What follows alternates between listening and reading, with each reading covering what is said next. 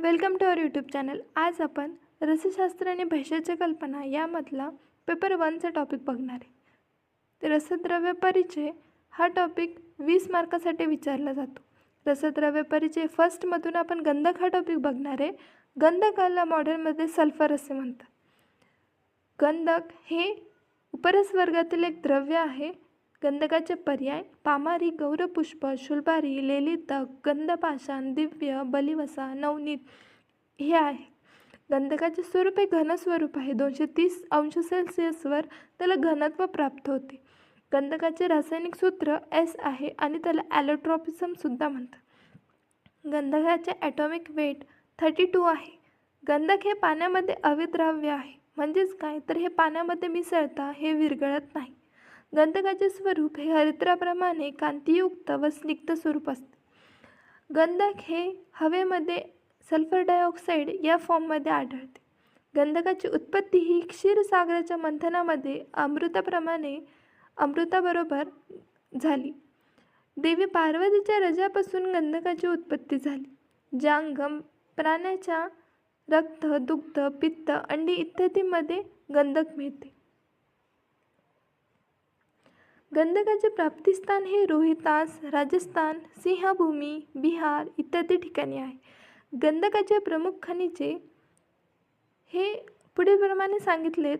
स्वर्णमाक्षिका म्हणजेच काय copper pyrite, रौप्य माक्षिक म्हणजे आयरन पायराईट, विमल म्हणजे आयरन पायराईट, सस्यक कॉपर सल्फेट, कासीस फेरस सल्फेट, यशद झिंक सल्फेट आणि हिंगुल सिनाबार.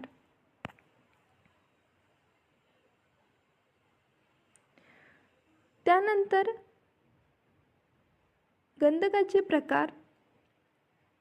गंधकाचे प्रामुख्याने रसार्णवकानुसार 3 प्रकार पाडलेत. पहिला रक्तवर्ण हा सर्वात श्रेष्ठ सांगितला आहे. शुकचच्चूप्रमाणे त्याचे स्वरूप असते. शुक म्हणजे शुक एक पक्षाचे नाव असून त्याच्या चोचेप्रमाणे त्याचा वर्ण असतो असे सांगितले आहे. त्यानंतर पीतवर्ण हे मध्यम स्वरूपाचे असते आणि शुकपुच्छ म्हणजे शुक पक्षाच्या पंखाप्रमाणे आणि श्वेतवर्ण हे सर्वात हीन स्वरूपाचे असते. रसंद्र चूडामणी यांनी गंधकाचे 4 प्रकार सांगितले. पहिला रक्तवर्ण धातू वादार्थासाठी रक्तवर्ण स्वरूपाचा गंधक हा वापरला जातो. पीतवर्ण गंधक हा रसायन कर्मासाठी पीतवर्ण.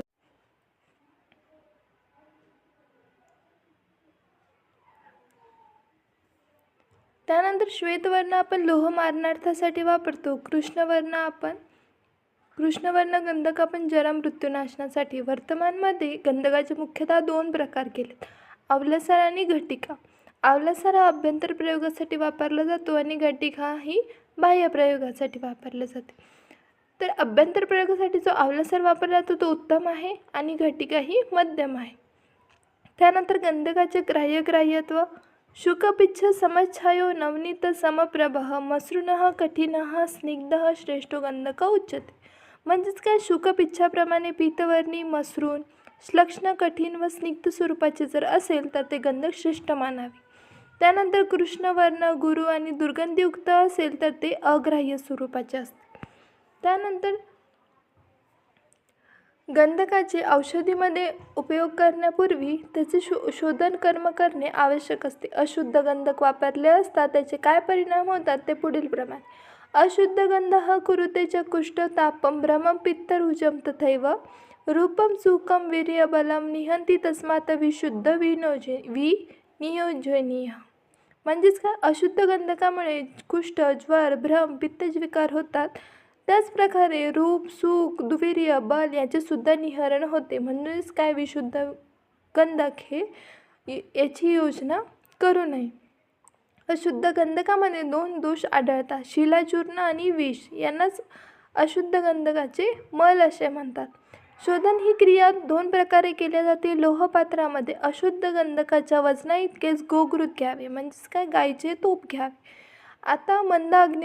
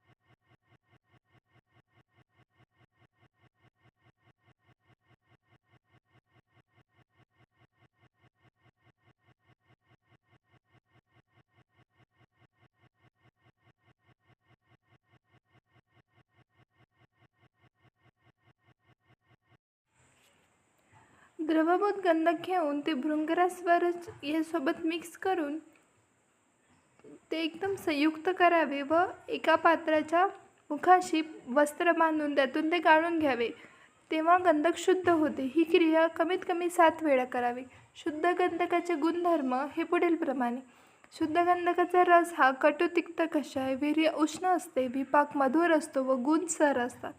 कर्म त्याचे दीपान पाचन विषग्न व कर्म हे वातहर, कफवातहर व पित्तवर्धक असतात, कारण की त्याचा वीर्य हे उष्ण असते.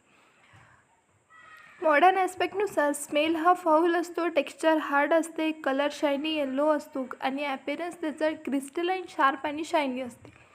औषधी द्रव्यांमध्ये गंधकाचा वापर करण्यापूर्वी त्याची मात्रा ठरलेली असते. 1 ते 8 गुंजा ही मात्रा असते. 1 गुंजा म्हणजेच 120 मिलीग्रॅम ते 1 ते 8 गुंजा म्हणजे 120 ते 960 मिलीग्रॅम. औषधी द्रव्यामध्ये गंधकाचा वापर करत असताना त्याच्यासोबत अनुपान कोणते घ्यावे, तर ते गोघृत व गोदुग्ध घ्यावे, कारण की ते शीत व मधुर गुणात्मक असतात व ते मूत्रदाहासाठी वापरले जातात. त्यानंतर शुद्ध गंधकापासून प्रमुख योग कोणते कोणते म्हणतात, तर ते पुढीलप्रमाणे. रससिंधूर, मकरध्वज, रसपर्पटी, लोहपर्पटी, समीरपन्नग्रस व आरोग्यवर्धिनी वटी. गंधकाचा उपयोग हा 2 प्रकारे केला जातो, बाह्य प्रयोग आणि अभ्यंतर प्रयोग. बाह्य उपयोग हा मलम, चूर्ण, लेपन या अशा प्रकारे केला जातो. मलम कसा तयार करावा, गंधक व तेल यांना संयुक्त करून मलमाचा उपयोग हा त्वचा विकारासाठी केला जातो. त्यानंतर चूर्ण हे शोषक गुण रूपी असते, तर ते स्राव्य वर्णासाठी वापरावे व लेपन हे आमवातामध्ये याचा उपयोग केला जातो. अभ्यंतर उपचार म्हणजेच काय. त्यानंतर शुद्ध गंधकापासून प्रमुख योग कोणते कोणते म्हणतात, तर ते पुढीलप्रमाणे. रससिंधूर, मकरध्वज, रसपर्पटी, लोहपर्पटी, समीरपन्नग्रस व आरोग्यवर्धिनी वटी. गंधकाचा उपयोग हा 2 प्रकारे केला जातो, बाह्य प्रयोग आणि अभ्यंतर प्रयोग. बाह्य उपयोग हा मलम, चूर्ण, लेपन या अशा प्रकारे केला जातो. मलम कसा तयार करावा, गंधक व तेल यांना संयुक्त करून मलमाचा उपयोग हा त्वचा विकारासाठी केला जातो. त्यानंतर चूर्ण हे शोषक गुण रूपी असते, तर ते स्राव्य वर्णासाठी वापरावे व लेपन हे आमवातामध्ये याचा उपयोग केला जातो. अभ्यंतर उपचार म्हणजेच काय.